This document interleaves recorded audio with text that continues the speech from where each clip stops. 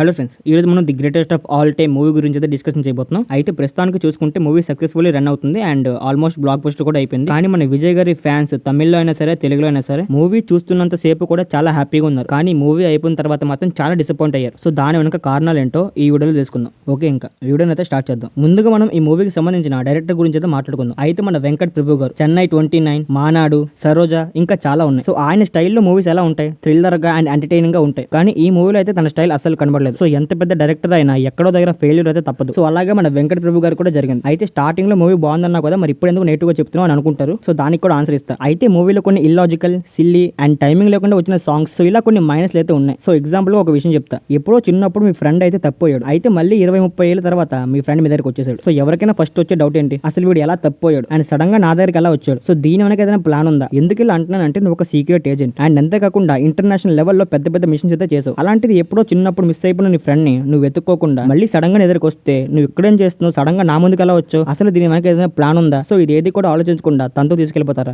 తీసుకెళ్తారు కదా. కానీ మూవీలో అలాంటి కొన్ని ఇల్లాజికల్ సీన్స్ ఉన్నాయి. సో ఆ సీన్స్ వల్ల అండ్ కొన్ని టైమింగ్ లేని సాంగ్స్ ఉంటాయి అనమాట. అయితే మూవీలో మన విజయ్ గారు డ్యూయల్ రోల్ చేస్తున్నారు కదా. సో ఒక సాడ్ సీన్ జరుగుతూ ఉంటే సడన్ గా ఒక సాంగ్ వస్తుంది. సో ఇలా కొన్ని టైమింగ్ లేని సాంగ్స్ అండ్ కొన్ని ఇల్లాజికల్ సీన్స్ వల్ల మూవీకి అయితే ఈ సీన్స్ కొంచెం మైనస్ గా మారుతున్నాయి. అయితే ఇలాంటివి మూవీలో లేకపోతే మాత్రం మూవీ అయితే చాలా బాగుంటుంది. సో ప్రస్తుతానికి కూడా బాగానే ఉంది. కానీ ఇలాంటి సీన్స్ వల్ల మూవీ కొంచెం మైనస్ అయితే యాడ్ అవుతుంది. అండ్ ఇంకా ఫైనల్ ఇంకొక విషయం ఉంది. అయితే మన విజయ్ గారు ప్రెసెంట్ ఉన్న సిచ్యువేషన్స్ లో ఆల్మోస్ట్ రాజకీయాల్లోకి అయితే వెళ్ళిపోతున్నారు. సో ఈ స్టేజ్ లో మన విజయ్ గారి దగ్గర నుంచి రావాల్సిన మూవీ ఇది కాదు. సో అందుకని విజయ్ గారి ఫ్యాన్స్ అయితే డిసప్పాయింట్ అవుతున్నారు. సో నిజంగా చెప్తున్నా, ఈ స్టేజ్ లో మన విజయ్ గారి దగ్గర నుంచి రావాల్సిన మూవీ ఇది కాదు. సో చూద్దాం. విజయ్ గారి దగ్గర నుంచి ఇంకా 2 మూవీస్ అయితే పెండింగ్ లో ఉన్నాయి. ఒకటి లియో 2 అండ్ ఇంకొకటి గోట్ వర్సెస్ ఓజీ. సో ఈ 2 మూవీస్ రావాలని కోరుకుందాం. సో ఈ వీడియోకి ఇంతనమాట. అండ్ మళ్ళీ ఒక మంచి వీడియోతో మీ ముందుకైతే వస్తాను. అండ్ అంతవరకు బాయ్.